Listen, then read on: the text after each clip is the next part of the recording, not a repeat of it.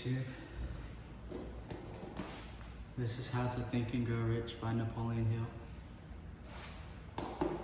I wrote it in my words here, and I'm going to read it to you. It's my affirmation video. This is Chapter 5, Specialized Knowledge, Personal Experiences or Observations, the fourth step towards riches. There are two kinds of knowledge. One is general, the other is specialized. General knowledge, no matter how great quality or quantity or variety it may be, is but little of no use in the accumulation of money. The faculties of the great universe possess practically every form of general knowledge known to civilization. Most of the professors have but little or no money. The specialized on teaching knowledge, but do not specialize on organization or the use of knowledge. Knowledge will not attract money unless it is organized and intelligently directed through practical plans of action to the definite end of the accumulation of money. Lack of understanding of this fact has been the source of confusion for millions of people who falsely believe that knowledge is power. It's nothing of that sort. Knowledge is only a potential power.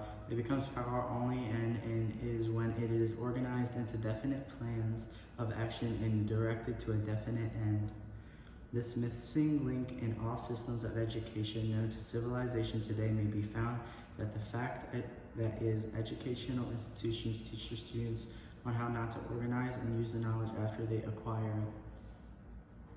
Many people make the mistake of assuming that because Henry Ford had but little schooling, he was the man of education. These and those who make this mistake do not know Henry Ford, nor do they understand the real meaning of the word educate. The word is derived from the Latin word educate, meaning to educe, to draw out, to develop from within. An educated man is one who has developed the faculties of his mind that he may acquire anything he wants or its equivalent without violating the rights of others. Henry Ford comes well within that meaning to that definition. During the World War, a Chicago newspaper published certain editorials which, among other statements, Henry Ford was called ignorant. Mr. Ford objected to those statements and brought suit against the paper for labeling him. When the suit was tried in the courts, the attorneys for the pleaded justification and placed Mr. Ford himself on the witness stand for the purpose of proving to the jury that he was ignorant. The attorneys asked Mr. Ford to get a variety of questions, all of them intended to prove by his own evidence that while he might possess considerable specialized knowledge pertaining to the manufacture of automobiles, he was the main ignorant. Mr. Ford was plied with such questions as the following. Who was Benedict Arnold? How many soldiers did the British send over to America to put down the rebellion of 1776? In answer to the last question, Mr. Ford replied, I do not know the exact number of soldiers the British sent over, but I have heard it was a considerably large number that ever went back. Finally, Mr. Ford became tired of this line of questioning, and in reply to a particular offensive question, he leaned over, pointed his finger at the lawyer who asked the question. He leaned over, pointed his finger at the lawyer who asked the question, and he said, if I should really want to answer the foolish question you have just asked, or any other question you have just asked, I have a man on a row of electric push buttons at my desk, and by pushing that right button, I can summon to my aid a man who can answer my question at any time I desire, and I can ask any concerning business in which I am devoting most of my efforts to. Now, would you kindly tell me why I should clutter up my mind with all of that general knowledge for the purpose of being able to answer questions when I have men around me who can supply any knowledge I require? There certainly was good logic to that reply. The answer floored the lawyer. Every person in the courtroom realized it was the answer of not an ignorant man, but of a man of education. Any man who is educated knows where to get knowledge when he needs it, and how to organize that knowledge into definite plans of action through the assistance of his mastermind group. Henry Ford had at his command all the specialized knowledge he needed to enable him to become one of the wealthiest men in America. It was essential that he had this knowledge in his own mind. Surely no person who has sufficient inclination and intelligence to read a book of all this nature can possibly miss the significance of this illustration. Be sure of your ability to transmute desire into its monetary equivalent, and you will acquire specialized knowledge for that service, merchandise, or profession, which you intend to offer in return for the fortune. When you may need much more specialized knowledge than you have the ability, you may have then bridged the aid of your mastermind group. Andrew Carnegie stated that he personally knew nothing about the technical end of the steel business. Moreover, he did not particularly care to know anything about it. The specialized knowledge which he required for the manufacture and marketing of steel he found available through the individual units of his mastermind group. The accumulation of great fortunes calls for power, and power is required through highly organized and intelligently directed specialized knowledge, but that knowledge does not necessarily have to be in the possession of the man who accumulates the fortune. The preceding paragraph should give hope and encouragement to the man with ambition to accumulate a fortune. The man who can organize and direct a mastermind group of men who possesses knowledge useful in the accumulation of money is just as such as a man as any man in the group. Thomas A. Edison had only 3 months of schooling during his entire life. He did not lack education, neither did he die poor. Henry had less than a 6th grade schooling, but he managed to do it pretty well by himself financially. Specialized knowledge is among the most plentiful and the cheapest forms of service which you may be had. If you doubt this, consult the payroll of any university. It pays to know how to chase knowledge. First of all, decide the sort of specialized knowledge you require and the purpose for which it is intended.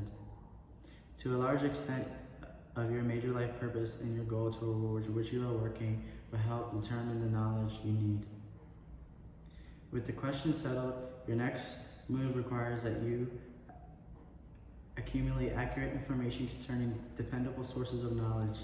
The most important of these are one's experience and education available through cooperation of others as a mastermind group and alliance, colleges and universities, public libraries, through books which all may be found, special training courses, tradesman work. As knowledge is required, it must be organized and put into use for definite purpose through which practical plans.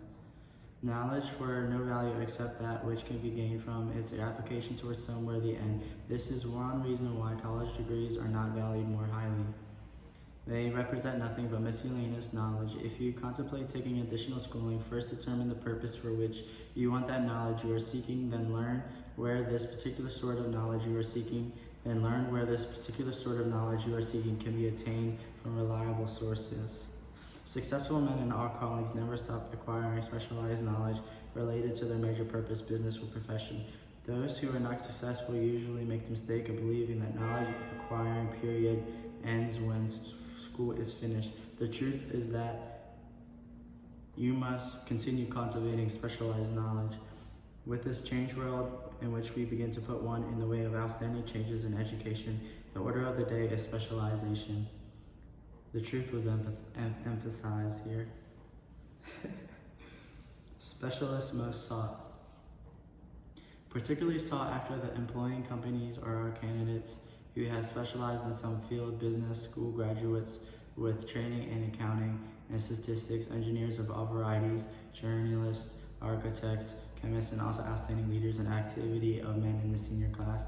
The man who has been active on campus, whose personality is such that gets along with all kinds of people and who knows how to do an adequate job with his studies as the most decided edge. Some of these, because of all the other around qualifications, have received several offers of positions, a few of them as many as 6. Mr. Moore said that most companies look not only at the academic records of that personalities also of the students. One of the largest industrial companies, the leader is in the field in the writing to Mr. Moore concerning prospective seniors at the college said, "We are interested primarily in fine men who can make exceptional progress in management work. For this reason, we emphasize qualities of character, intelligence, and personality far more than specific educational backgrounds." Apprenticeship proposed. Proposing a system of apprenticing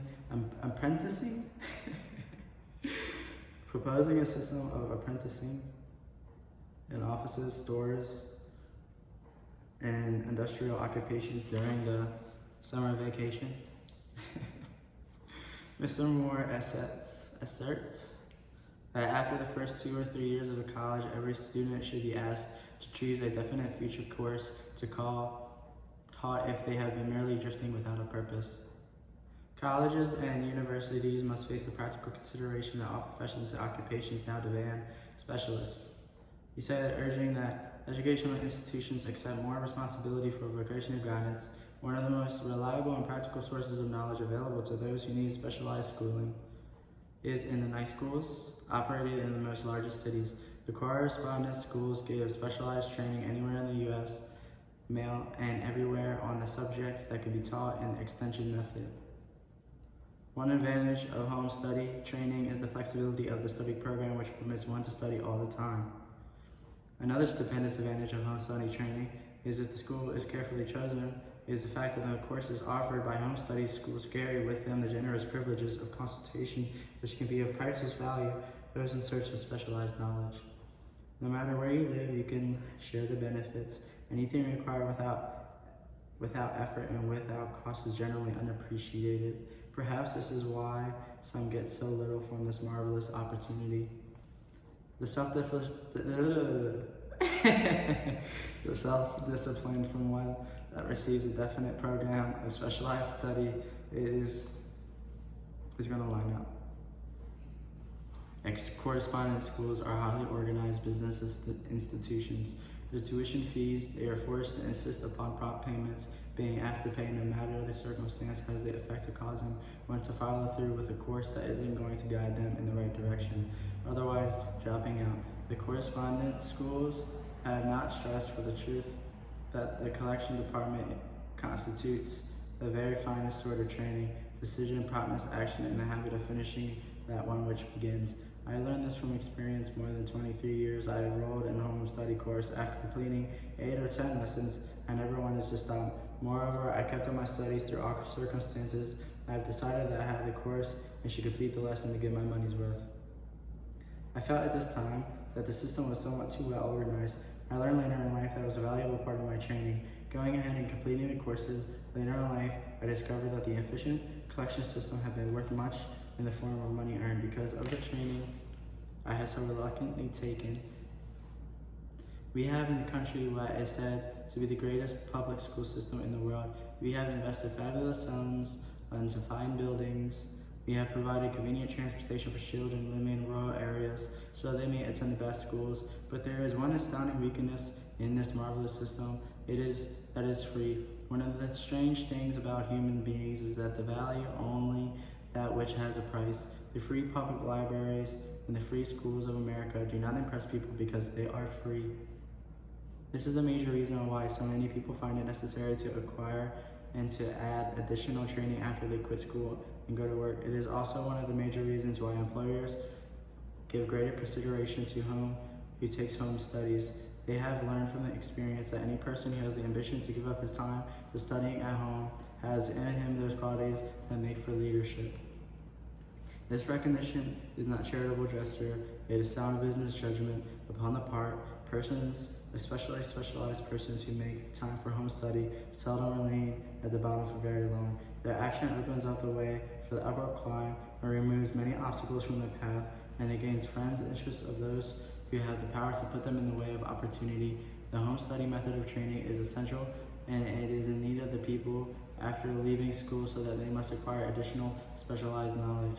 Sparing no time, the changed economic conditions prevailing have made it necessary for thousands of people to find additional or new sources of income. For the majority of these, the solution is found in acquiring specialized knowledge.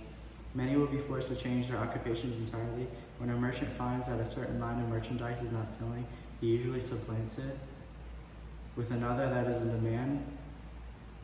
The person whose business is that in marketing personal services must also be an efficient merchant. If his services do not bring adequate returns, one's occupation, he must change it to another where broader opportunities are available. Stuart Austin Weir prepared himself as a construction engineer and followed the line of work until the Depression limited his market to where he did not get the income he required. He took inventory of himself to change his profession to law and went back to school and took special courses by which he prepared himself as a corporation lawyer. Despite the fact that depression had ended, he completed his training and passed the bar examination and quickly built a lucrative law practice in Dallas, Texas, in the fact he is turning away clients. Just to keep the record straight and anticipate the abilities of those who will say, I could go to school, but I have family to support, or I'm too old. I will add the information. Moreover, past any age, you can go back to school, selecting highly specialized knowledge courses, and best prepare yourself to teach the subjects prepared, completing in 2 years of work, for which the majority of law students requires 4 years. It pays to know how to purchase knowledge. The person who stops studying merely because he has finished school is forever hopelessly doomed to mediocrity, no matter what may be his calling. The way of success is the way of continuous pursuit of knowledge. Let us consider a specific instance. During the Depression, a salesman in a grocery store found himself without a job. If he had some bookkeeping experience, he took a special course in accounting, familiarized himself with all the latest bookkeeping and office equipment, and went into business for himself, starting with a grocer for whom he had formerly worked. He made contacts with more than 100 small merchants to keep their books at a very nominal fee. His idea was so practical that he soon found it necessary to set up a portable office and a light delivery vehicle, which bookkeeping offices on wheels, and employs a large staff of assistants. This providing small merchants with accounting services to the best money can buy at a very nominal cost. Specialized knowledge plus imagination were the ingredients that went into this unique and successful business. Last year, the owner of that business paid income tax of almost 10 times as much as was paid by the merchant who he worked, forced upon him temporarily, which proved to be a blessing in disguise.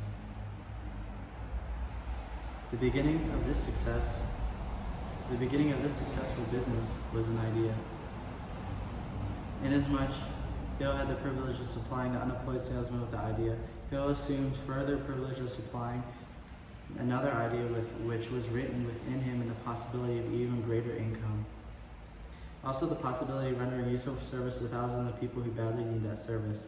The idea was suggested by the salesman, who gave up selling and went into the business of bookkeeping on a wholesale basis. When the plan was suggested, we quickly turned it into cash.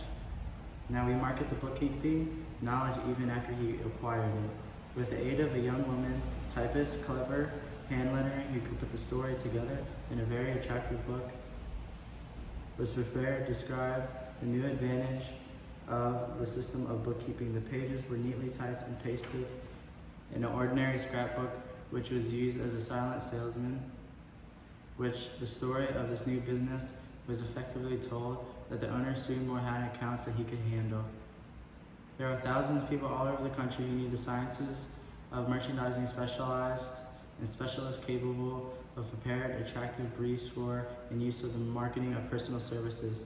The annual income from such a service might easily exceed that which received by the largest employment agency, and the benefits of service might easily exceed that by the largest agency on a service that might be far greater to the purchaser than anywhere else obtained. The idea here described was born of necessity to bridge an emergency which has been covered, but it did not stop by merely serving one person. The woman who created the idea has a keen imagination. She saw her in her newly born brainchild the making of a new profession, one that is destined to render valuable services to thousands of people who need practical guidance in marketing personal services, spurred into action by instantaneous success of her first prepared plan to market personal services. The energetic woman turned to the next of the solution of a similar problem for her son, who just finished at college but had been totally unable to market his services. The plan she originated for his use was the finest specimen of merchandising of personal service I had ever seen. When the plan book had been completed, it contained nearly 50 pages of beautifully typed, properly organized information telling the story of her son's native ability, schooling, personal services, and a great variety of other information too extensive for description. The book also contained a complete description of the position her son desired, together with a marvelous word picture of the exact plan in which he would use for filling the position. The preparation of the plan book required several weeks' labor, during which time its creators sent their son to the public library daily to procure data, needing and selling his services to the best advantage. She sent him also to the competitors. competitors. She also sent him to the competitors of the prospective employer and gathered information from the vital information concerning their business methods, which has and was of great information and of value of the plan he intended in using in filling the position he sought. When the plan had been finished and contained more than a dozen very fine suggestions for the use and the benefit of the prospective employer, the suggestions were put into use by the company. One may be inclined to ask, why go to all this trouble to secure a job? The answer is straight to the point. Also, it is dramatic because it deals with a subject which assumes the proportion of all the greatest thinkers on the planet. The answer is, doing a thing will never be trouble. Doing a thing well is never trouble. The plan prepared by this woman for the benefit of her son helped him get the job by which he prepared for the first interview at a salary fixed by himself. Moreover, and this too is important, the position did not require the young man to start at the bottom. He began as a junior executive and at the executive salary. Why go to all this trouble, do you ask? Well, one thing, the planned presentation of this young man's application for the position clipped off no less than 10 years of time it would have required to get where he began if he had started at the bottom and had worked his way up. The idea of starting at the bottom and working one's way up may appear to be sound, but the major objection to this is that it is too many of those who begin at the bottom and never manage to lift their heads high enough to be seen by opportunity, so they remain at the bottom. It should be remembered also that the outlook from this is not always so bright and so encouraging. It has a tendency to kill off ambition. We call it getting into a rut, which means they accept their fate because they form the habit of daily routine, a habit that finally becomes so strong that they cease to try to throw it off. And this is another reason why it pays to start 1 or 2 steps above the bottom. By doing so, one forms the habit of looking around and observing how others get ahead and seeing opportunity and embracing it without hesitation. Dan Halpin is a splendid example of what I mean. During his college days, he was a manager of the famous 1930 national championship of Notre Dame football team. When it was under the direction of the late Knute Rockne, perhaps he was inspired by the great football coach to aim high and not mistake temporary defeat for failure, just as Andrew Carnegie, the great industrial leader, inspired his young business lieutenants to set high goals for themselves. At any rate, young Halpin finished college at a mighty unfavorable time when the Depression had made jobs scarce. So after a fling investment, banking, and motion pictures, he took the first opening with a potential future he could find. Selling electrical hearing aids on a commission basis. Anyone could start,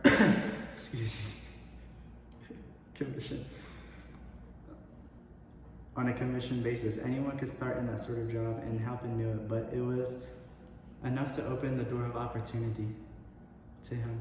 For almost 2 years, he continued in a job not to his liking, and he would never have risen above that job if he had not done something about his dissatisfaction. He aimed first at the job of assistant sales manager of his company and got the job. That was one step that placed him high enough above the crowd to enable him to still see greater opportunity. Also, it placed him where opportunity could see him. He made such a fine record selling hearing aids that A.M. Andrews, chairman on the board of Addictocraft Products Company, a business competitor of the company, which Halpin worked, wanted to know something about the man, and he was taking big sales away from a long-established Addictocraft company. He sent for Halpin, and when the interview was over, Halpin was the new sales manager in charge of the Acousticon division. Then to the test, young Halpin's medal. Mr. Andrews went away to Florida for 3 months, leaving him to sink or swim in his new job, and he did not sink. Knute Rockne's spirit of all the world loves a winner and has no time for a loser inspired him to put so much into his job that he was recently elected vice president of the company and a general manager of the Acousticon and a silent radio division. A job in which most men would take them 10 years of loyal effort. Halpin turned the trick in a little more than 6 months. It was difficult to say whether Mr. Andrews or Mr. Halpin is more deserving. Of that reason, they both showed evidence of having an abundance of very rare quality known as imagination. Mr. Andrews deserves credit for seeing in young Halpin a go-getter of the highest order.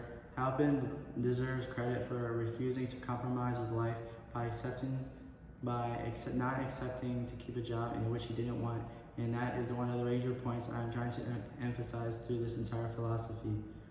That we rise to high positions or remain at the bottom because of conditions we can control if we desire to control them. I'm also trying to emphasize another point, namely that both successes and failure are largely part of habit. I have not the slightest doubt that Dan Halpin's close association with the greatest football coach America have ever known played in his mind the same brand of desire to excel and which made Notre Dame football team world famous. Truly, there is something to this idea that hero worship is helpful provided one worships a winner. Halpin tells me that Rockne is the world's greatest leaders of men of all history. My belief in that theory that business associations are vital factors recently demonstrated where Hill's son Blair was negotiating with Dan Halpin for a position, and Mr. Halpin offered him a beginning salary of about one-half of what he could have gotten from a rival company. Hill brought parental pressure to bear and induced him to accept a place with Mr. Halpin because Hill believes that close association with one who refuses to compromise with circumstances he does not like is an asset and that can never be measured in terms of money. The bottom is monotonous, dreary, and unprofitable place for any person. This is why I have given the time to describe how lowly beginnings may be actualized by proper planning. Also, that is why so much space has been devoted to a description of this new profession, created by a woman who was inspired to do a fine job of planning because she wanted her son to have a favorable break. With the changed conditions here in this world, it comes also in the need of newer and better ways of marketing personal services. It is hard to determine why someone had not previously discovered the stupendous need in the view of the fact that more money changes in hands return for personal service than any other purpose. The sum paid out monthly to people who specialize is such huge that it runs into the hundreds of millions, so the annual distribution amounts to billions.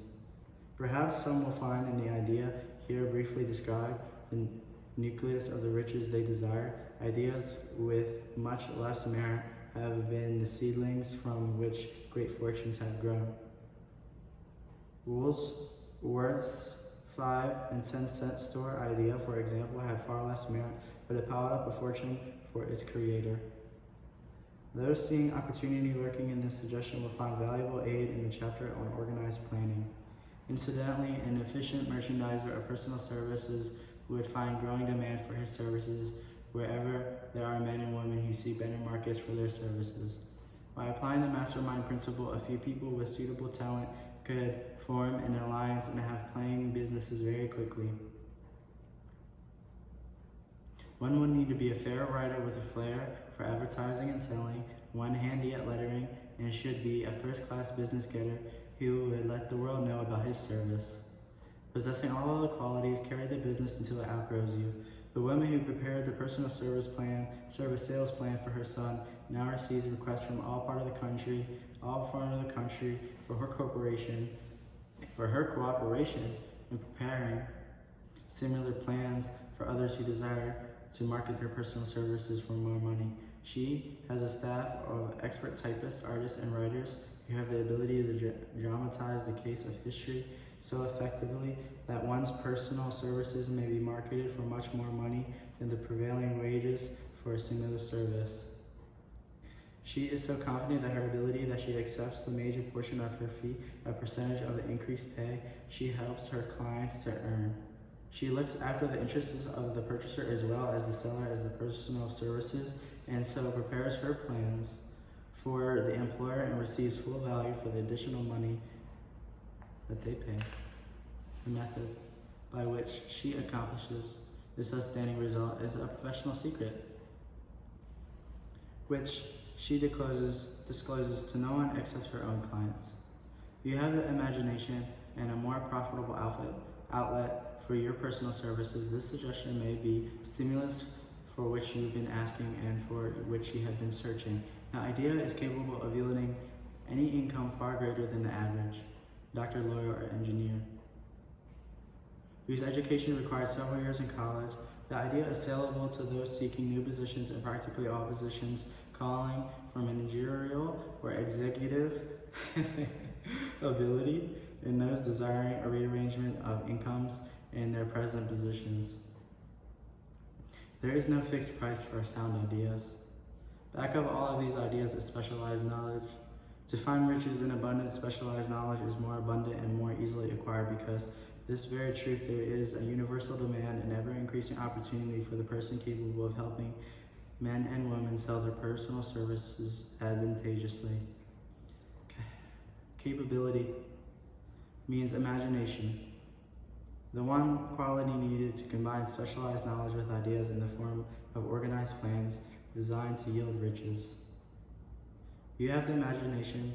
This chapter may present you with an idea sufficient to serve you as the beginning of the riches you desire. Remember, the idea is the main thing. Specialized knowledge may be found just around the corner, any corner. Well, that was How to Think and Grow Rich. Specialized knowledge. Chapter 4. My name is Devin. Thank you.